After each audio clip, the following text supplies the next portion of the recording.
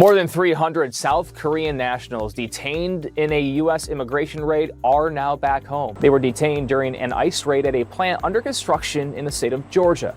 It was being built as a joint venture between South Korean giants LG Energy Solution and Hyundai. It began with images that stunned both South Korea and the United States.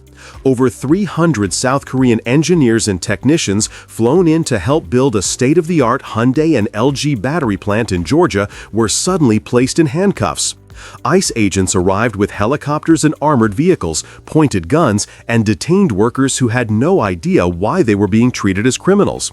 These were not undocumented workers. They were skilled specialists brought in under short-term visas to launch one of the largest foreign investments in America. The sight of them returning home to Seoul with plastic bags carrying their belongings struck a nerve. What should have been a story of cooperation became a symbol of distrust. The raid triggered an outcry from South Korea, a key U.S. ally, and raised questions about foreign investments in the U.S. The Trump administration has spent months building a reputation for toughness. Reciprocal tariffs of 10 to 50% have been rolled out. A 100% tariff on imported semiconductors has been announced, with exemptions only for companies that commit major investment in the United States. In that climate, the Georgia raid was meant to send another signal that America would control its borders on its own terms. But the consequences went far beyond immigration enforcement. South Korean companies immediately questioned whether the United States is a safe place to expand. Conservative newspapers in Seoul, usually supportive of the U.S. alliance, openly warned that investment plans could be reconsidered. Families of the detained engineers watched their loved ones return home in tears. In a country where corporate reputation is tied to national pride, the perception that elite workers were chained and mocked by guards was devastating. What was intended as a show of strength quickly turned into a warning sign for global investors. Faced with outrage, Washington tried to contain the fallout. A senior State Department official was sent to Seoul to express regret. President Trump himself posted a message saying foreign companies were welcome and their workers would be allowed to train Americans. Yet his words raised more questions than they solved. He spoke about letting Korean experts teach American workers, then phasing them out.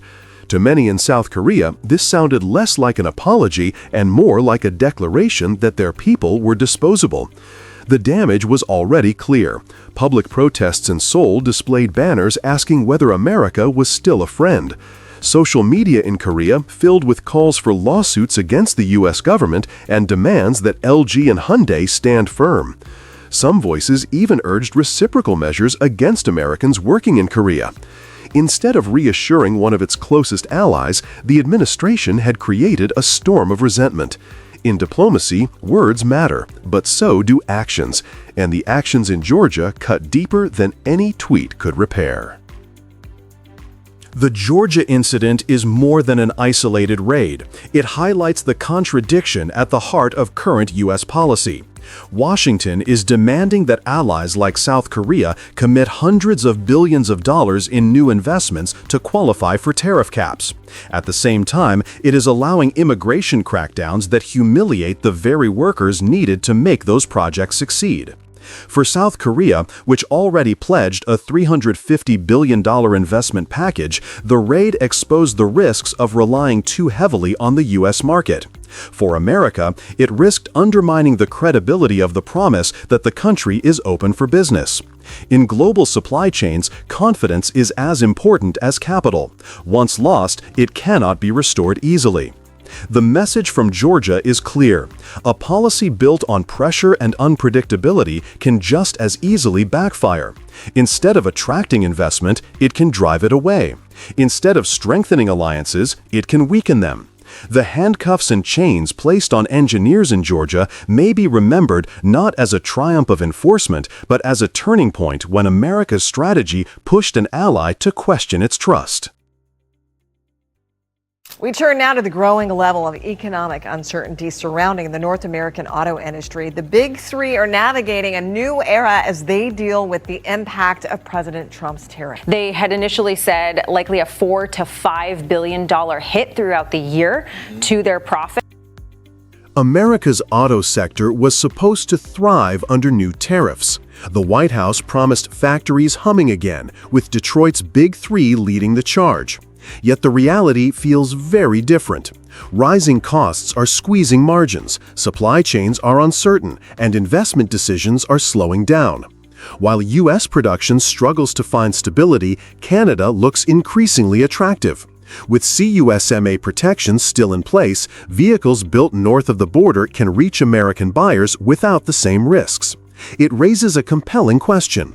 If the next billion-dollar assembly lines are not built in Michigan or Ohio, could they be rising in Ontario instead? Suppose GM, Ford, and Stellantis decided to expand in Canada. What impact would that have on the North American auto supply chain? Let's find out. Just recently, the fragility of America's investment climate was exposed at Hyundai's new electric vehicle battery plant in Georgia. Immigration agents detained nearly 500 specialized workers, halting construction on a $7 billion project.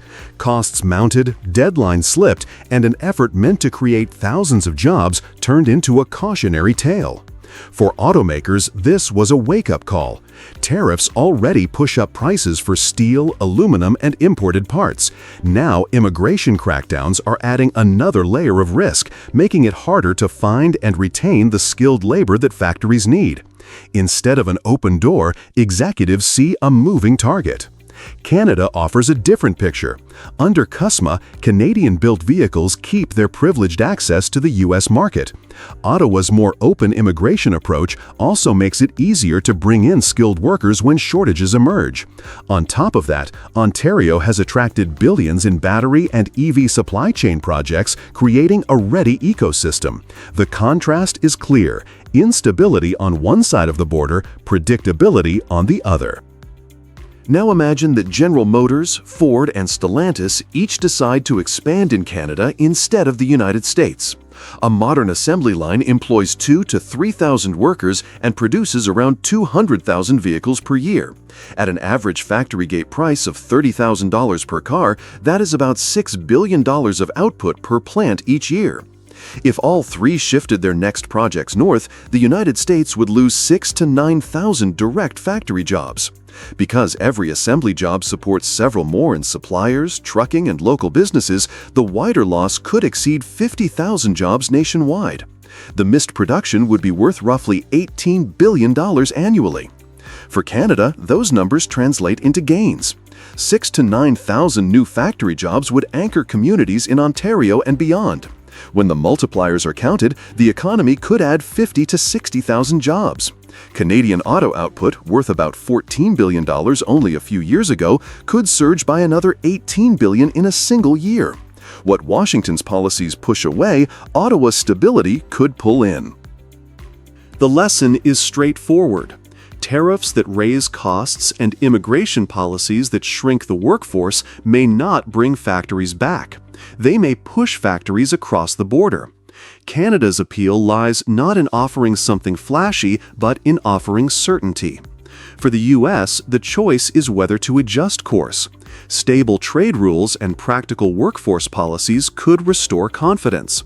For Canada, the opportunity is to build on its CUSMA advantages and ensure its labor and supply base can meet demand. Factories go where the path is clear.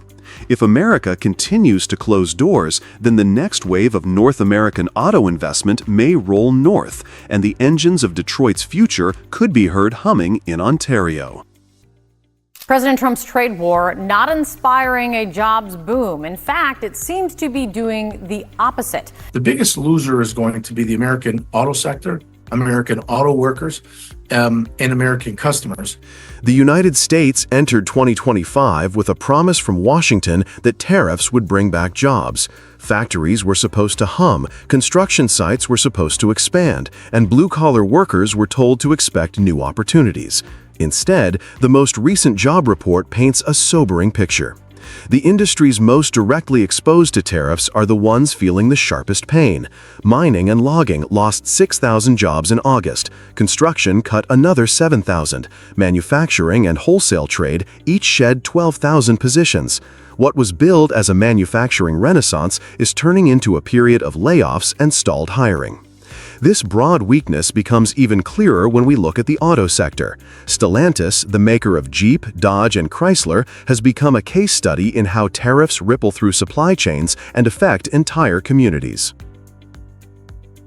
With today's action, we are finally going to be able to make America great again, greater than ever before. The idea behind tariffs was simple: make imports costly, bring production home. In reality, when steel, aluminum, and copper face rates as high as 50%, producing inside the United States also gets more expensive. Many companies respond by freezing hiring or cutting jobs. The Federal Reserve Bank of Dallas found that only 4% of manufacturers reported any benefit from tariffs, while 72% said the impact was negative. The New York Federal Reserve reported that in August, workers saw just a 45% chance of finding a new job if they lost their current one, the lowest since 2013. Instead of sparking growth, tariffs have created hesitation, and that hesitation shows up most clearly in autos. Experts say bottom line is over the next 3 years, tariffs mean a reduction in car sales and a reduction in jobs. The unknown right now is just how hard the big three and Michigan overall are going to get hit in the process. Stellantis has faced mounting challenges in 2025.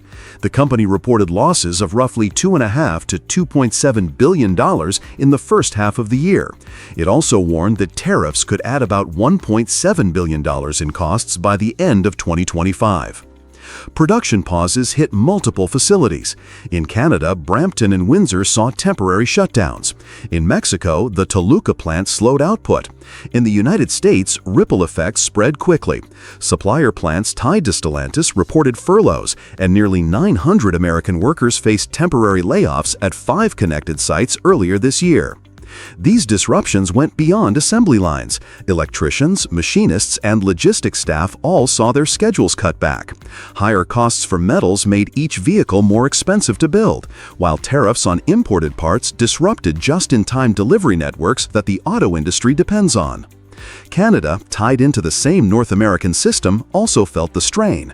Ottawa moved quickly with a $5 billion Canadian relief fund and by delaying an electric vehicle mandate, steps meant to cushion automakers and preserve jobs. The White House maintains that the best is yet to come. Officials argue that time is needed for new plants to be built and for supply chains to shift. Yet patience is thin among workers who are already facing layoffs. The Supreme Court will hear a challenge to the president's tariff powers in November. A ruling could reshape the entire system. At the same time, the administration is preparing to enforce a 100% tariff on imported semiconductors, with exemptions for firms investing heavily in the United States. The outlook for jobs will depend on how these policies play out. For now, the pattern is clear. The promise of a jobs boom has given way to weak hiring, rising unemployment, and case studies like Stellantis that show the strain in real time. Whether this slump is temporary or becomes the new normal will depend on choices made in Washington and how quickly relief arrives for the workers most exposed.